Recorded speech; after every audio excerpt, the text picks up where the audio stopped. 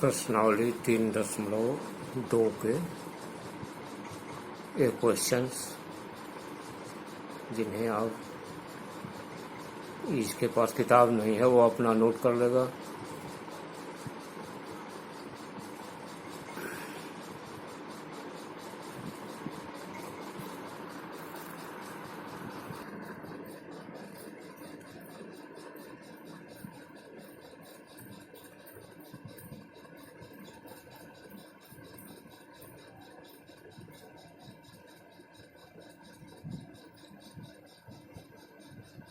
ये कुल 7 क्वेश्चन हैं।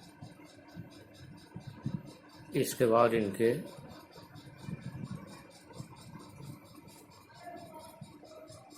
ये इसके आंसर दिए गए हैं।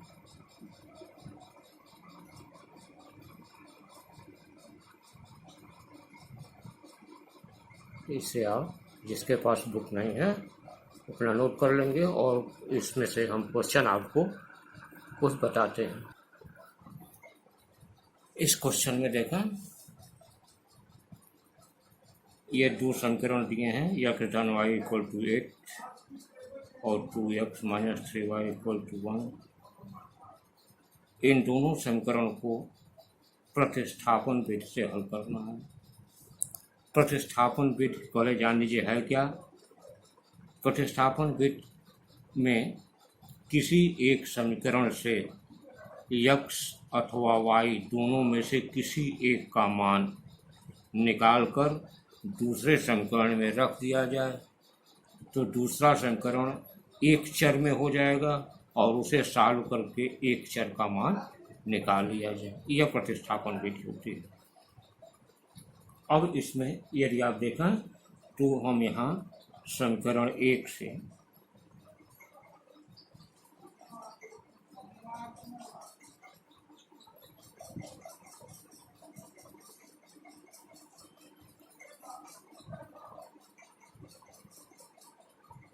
समीकरण 1 से है y बराबर 8 माइनस x।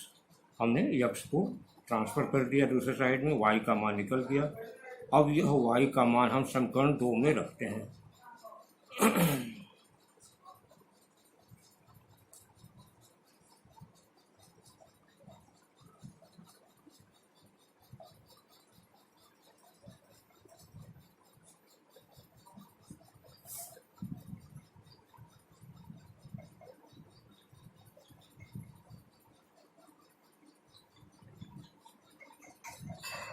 मान इसका हमने रख दिया 2x माइनस 3y की जगह हमने यह रख दिया 8 माइनस x इक्वल टू 1। इसे हम सॉल्व करते हैं। ये देखेंगे 2x माइनस 3 8 24, यह माइनस मल्टीप्लाई होकर प्लस 3x इक्वल टू 1। या देखेंगे यहाँ 3x और ये 2x दोनों प्लस प्लस हैं तो हो जाएंगे 5x।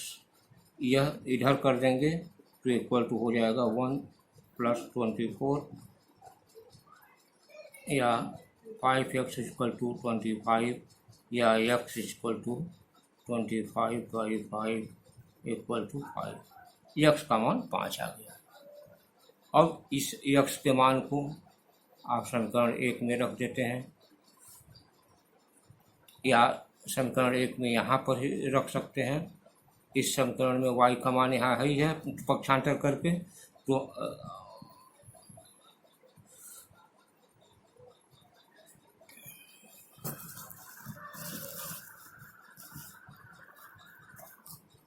x का मान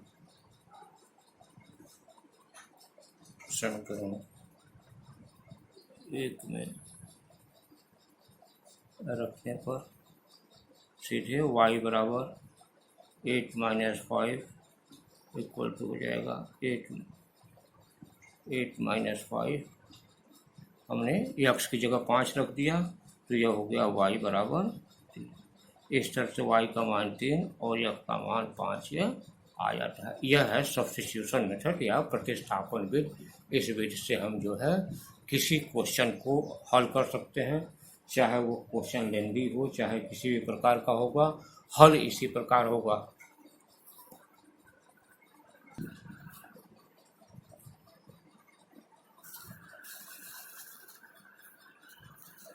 यहाँ देखें, यदि हम इस समीकरण दूसरे समीकरण को हल करते हैं तो आप ये देखें, पहले ही पता यह कर लेते हैं कि यहाँ पर अगर जो हम कहें A1/A2 देखेंगे, A1/A2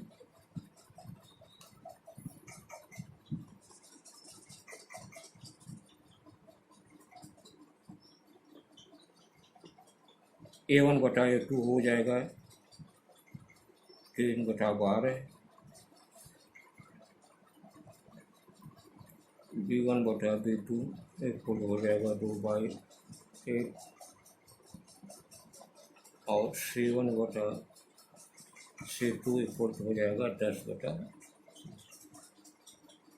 यहाँ देखेंगे कि यह 1/4 हो गया, यह भी आपका 1/4 हो जाएगा और यह आपका हो जाएगा 1/3। तो यहाँ कंडीशन ये बनता है कि A1/A2 इक्वल टू B1/B2 हो जा रहा है और नॉट इक्वल टू C1/C2। तो यह तीसरे कंडीशन का ऐसा बनता है कि अगर जो A1/A2 B1/B2 के बराबर है और नॉट इक्वल टू C1/C2 है, तो यह देखते हैं कि यह जो है इस टाइप का समीकरण का कोई हल नहीं होता। तो ऐसे समीकरण का जो है यह हल नहीं निकलेगा, या इसीलिए पहले ही इसको चेक कर लेते हैं कि अगर जो हमारा यह समीकरण हल नहीं निकलेगा तो हल करने से कोई फायदा नहीं है। क्वेश्चन नंबर 2 देखेंगे कि इसको ही प्रतिस्थापन पे हल करना है। क्वेश्चन नंबर 2 का हम चौथा पार्ट आपको बता रहे हैं।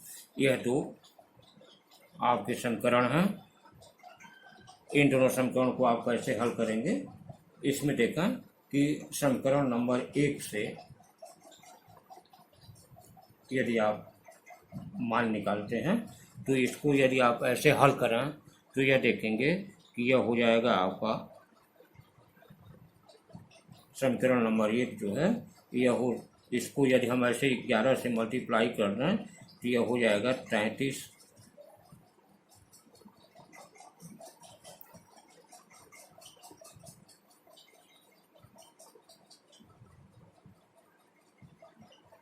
x minus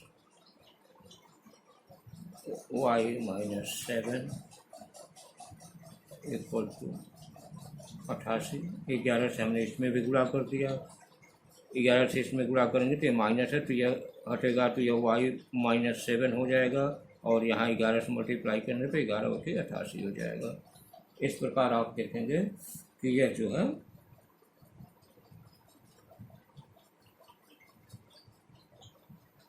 x minus y equal to 88 + 7, या हम यह कहें कि 33x बराबर दोनों जोड़ देते हैं तो ये हो जाएगा 95 प्लस y, या हम यदि x की वैल्यू निकालना तो यह हो जाएगा 95 प्लस y/33।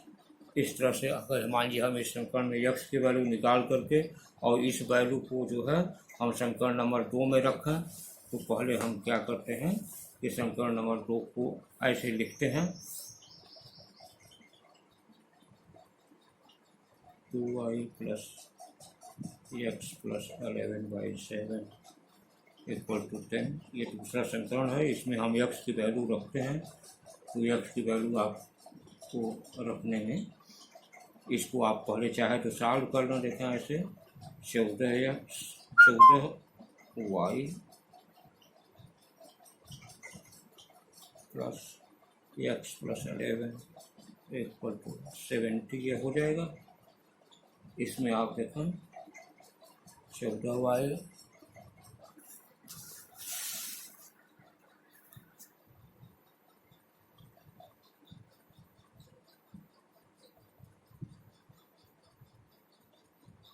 प्लस यहाँ से हम मान रख देते हैं y + 95/33 और इस 11 को इधर हम ट्रांसफ़र कर देते हैं तो यह हो जाएगा 70 - 11। अब इसमें यदि हम 33 का गुणा कर देते हैं तो यह हो जाएगा 462 y प्लस 95 इक्वल टू, इसमें से 11 घटेगा तो यह हो जाएगा 59 और इस 33 का इसमें भी मल्टीप्लाई हो जाएगा तो यह हो जाएगा ऐसे 33 से मल्टीप्लाई हो जाएगा। 33 का हमने इसमें भी मल्टीप्लाई कर दिया और इस पक्ष में भी मल्टीप्लाई कर दिया, जिससे 33 यह आपका समाप्त हो गया, हर में कुछ नहीं है। अब इसे आप सॉल्व करना तो यह हो जाएगा 462 और यह y मिलकर के हो जाएगा 463 y इक्वल टू 59 में 33 का आप गुणा करेंगे तो यह हो जाएगा 1947 और यह 95 जो है इधर आ जाएगा तो -95 हो जाएगा, यह इक्वल टू हो जाएगा घटाने के बाद 1852 या y इक्वल टू 1852/463 से भाग दे देंगे तो यह आपका इसका मान आ जाएगा 4। y का मान यह 4 आ गया। अब इसको समीकरण 1 में रख देते हैं।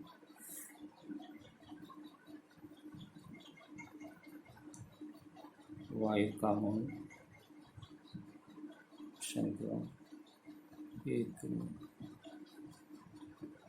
रखने का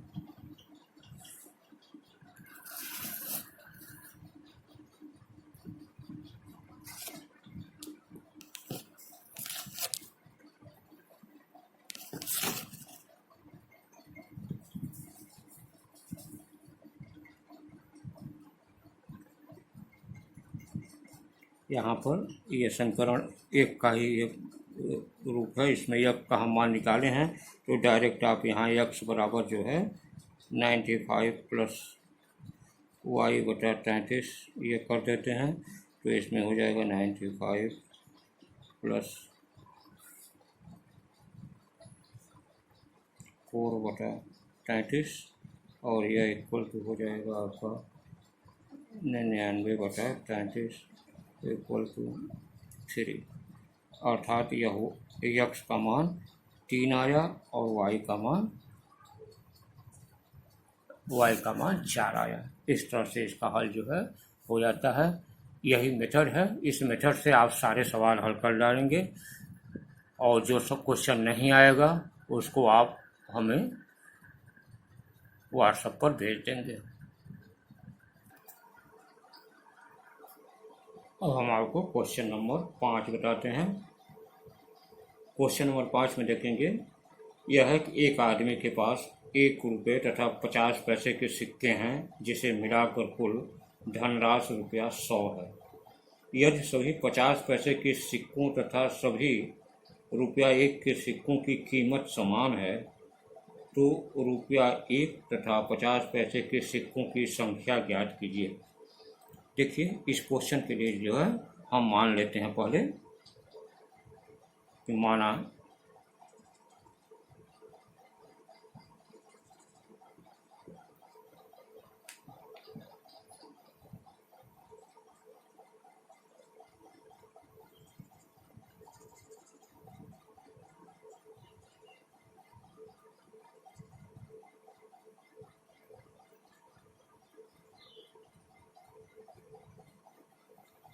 माना 1 रुपये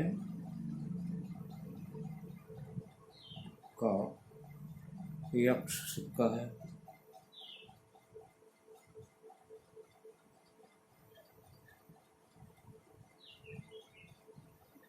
तथा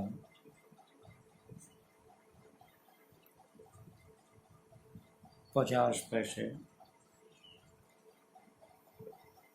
का वाई सिक्का है।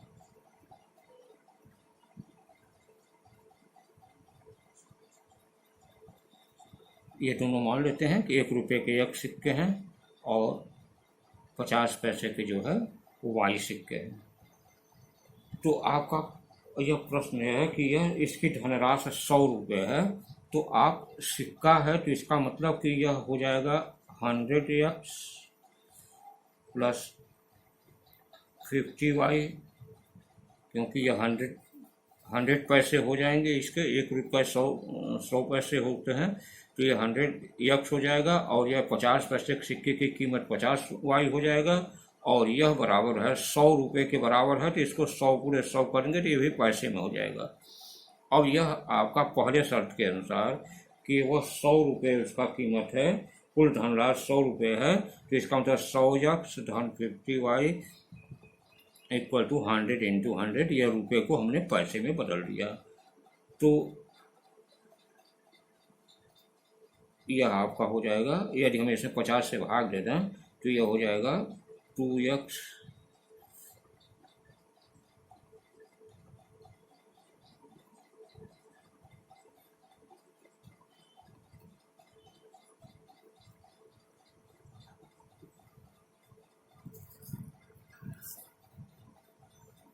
हाँ देखा, तो यह हो जाएगा आपका, इसमें अगर 50 से हम इसको डिवाइड कर देते हैं 2x plus Y equal to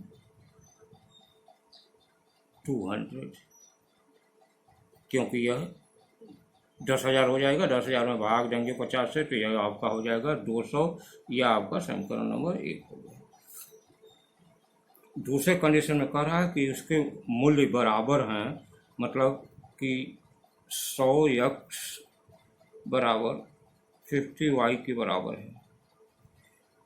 मतलब दूसरा कंडीशन है कि 50 पैसे की सिक्कों तथा 1 रुपये के सिक्कों की कीमत समान है, तो कीमत समान है इसका मतलब 100x बराबर 50y, या इसको हम लिख सकते हैं 2x minus Y equal to 0, ये आपका दूसरा समीकरण।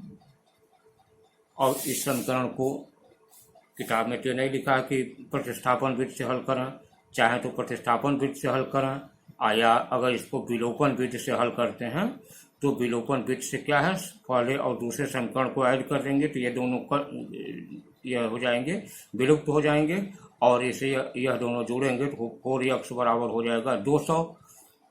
यहाँ देखें, विलोपन विधि से हल करने पर समीकरण 1 तथा 2 को जोड़ने पर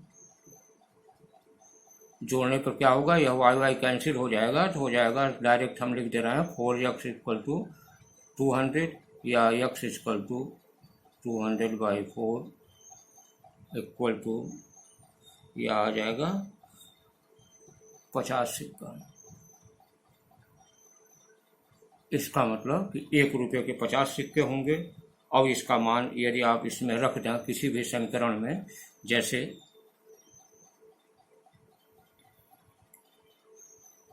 x का मान जो है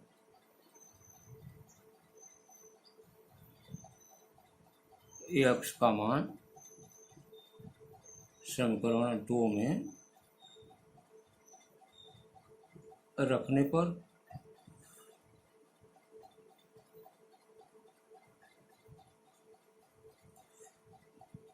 यह हो जाएगा आपका 2 गुणे 50 माइनस वाई इक्वल टू 0, या वाई इक्वल टू हो जाएगा 100 सिक्का।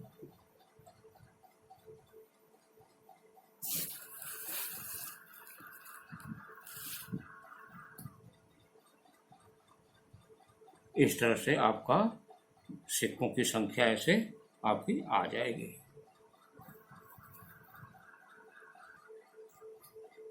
ये देखेंगे छठा क्वेश्चन है।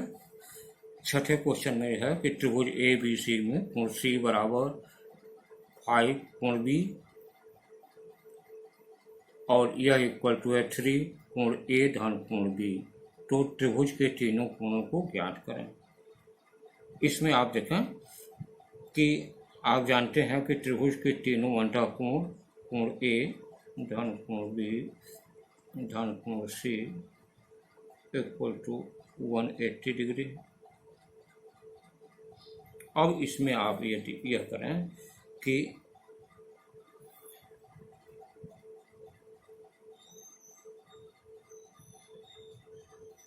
यहाँ पर आप ये देखेंगे कि कोण सी बराबर 5√3 है, 5√3 है, और कोण ए धन बी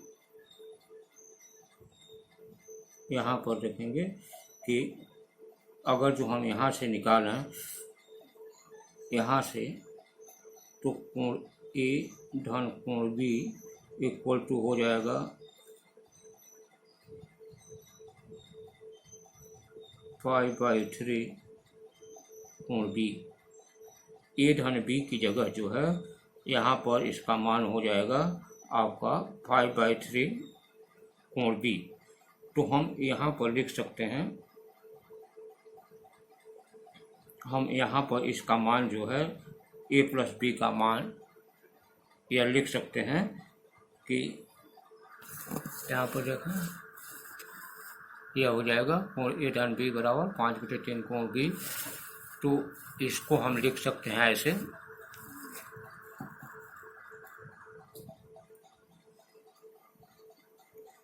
कोण ए धन बी की जगह हम यह 5/3 कोण बी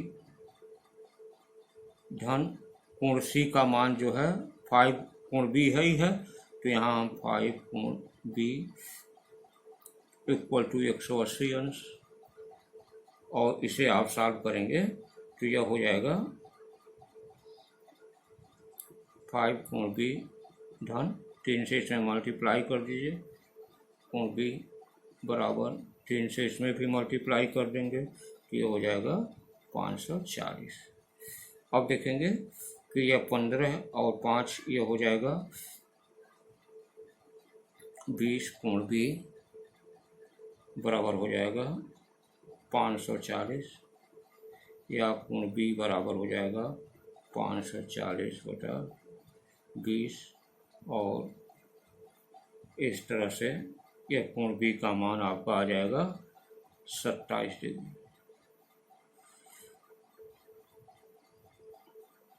ये 0 कट जाएगा तो उसे भाग देंगे तो 27 डिग्री। कोण बी का मान आपका 27 डिग्री आ गया। अब यहाँ हम कोण सी निकाल सकते हैं। कोण सी इक्वल टू 5 × 27, हम यहाँ मान है जैसे कोण सी बराबर 5 और कोण बी, तो इसमें जो है हम मान रख देंगे तो यह इक्वल टू आ जाएगा आपका 135 डिग्री।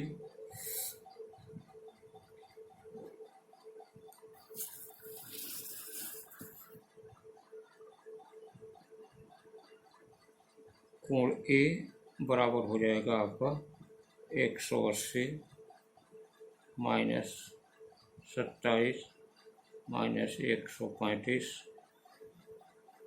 यह बराबर हो जाएगा 180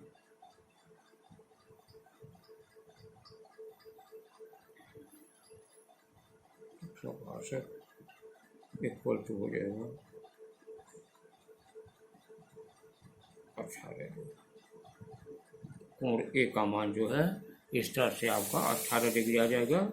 यहाँ कोण ए का मान जो है हम क्या करेंगे कि इसका कोण बी का मान भी मालूम हो गया, कोण सी का भी मान मालूम हो गया, तो 180 में से हम इसको ट्रांसफ़र करके इधर घटा देंगे इसमें से इसको, तो 180 में से यह बी और सी का मान घटेगा तो यह आपका ए का मान जो है 18 डिग्री आ जाएगा। इस तरह से आप इसका मान निकाल सकते हैं।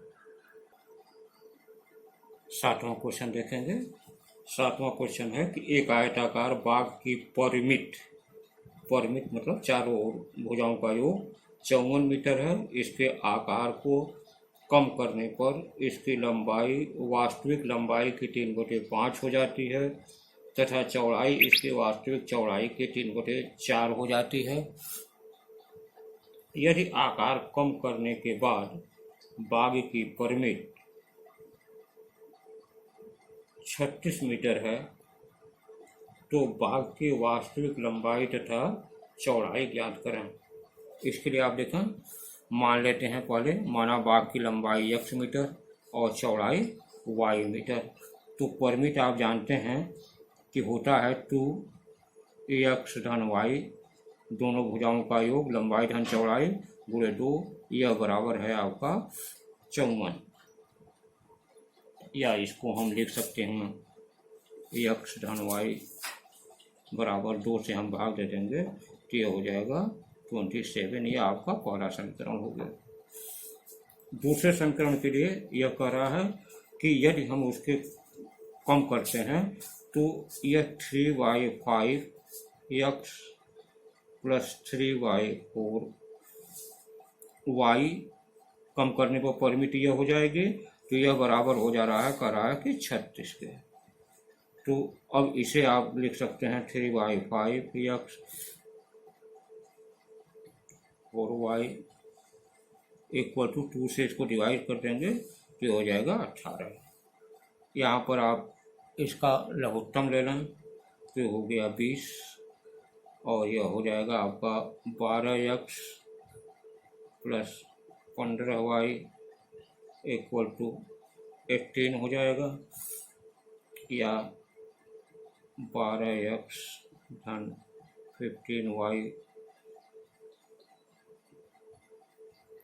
इक्वल टू, यहाँ 20 से इसमें गुणा हो जाएगा तो यह हो जाएगा आपका 360, या 4x plus 5y equal to 120। यहाँ हम क्या करते हैं, 3 से सब में भाग दे देंगे तो ये छोटा होकर के ये आपका दूसरा समीकरण बन जाएगा। अब इसको आप जैसे चाहें फिर हल करना, इसको प्रतिस्थापन विधि से हल कर सकते हैं, चाहे विलोपन विधि से। विलोपन विधि से हल करने में आप समीकरण नंबर 1 में 5 से गुणा कर देंगे और गुणा करने के बाद जो है इसमें से समीकरण नंबर 2 को घटा दें। इसमें 5 से गुणा कर देंगे तो यह 5y हो जाएगा, 5y, और इसमें से दूसरे को घटा देंगे। घटाने पर आपका जो है लंबाई आ जाएगा और इसी प्रकार चौड़ाई आप निकाल लेंगे। तो यह देखें, अगर जो विलोपन विधि से इसको करते हैं तो आप समीकरण 1 में 5 से गुणा करके समीकरण 2 को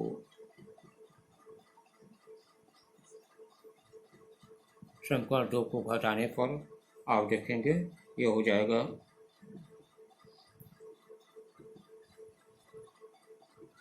5x प्लस 5y बराबर हो जाएगा 135। इसमें हमने 5 से गुणा कर दिया। दूसरे में देखेंगे यह हो जाएगा आपका 4x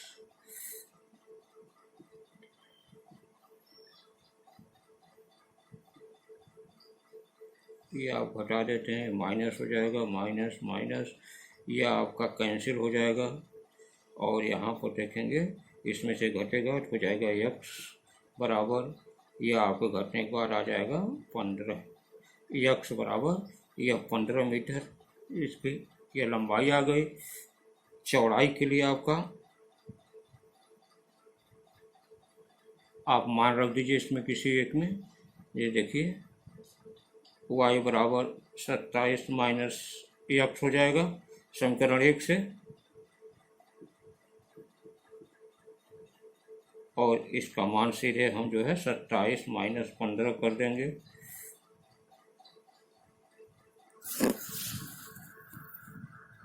सत्ताईस माइनस 15 कर देंगे और यह घट करके हो जाएगा आपका 12 मीटर। इस तरह से यह आपका यह चौड़ाई हो गया और यह आपका लंबाई हो गई। इस तरह से इसका मान आप विलोपन विधि से हल कर सकते हैं, और अगर जो प्रतिस्थापन विधि से करते हैं तो यहाँ से आप x या y का मान निकाल के दूसरे समीकरण में रख करके भी आप हल कर सकते हैं।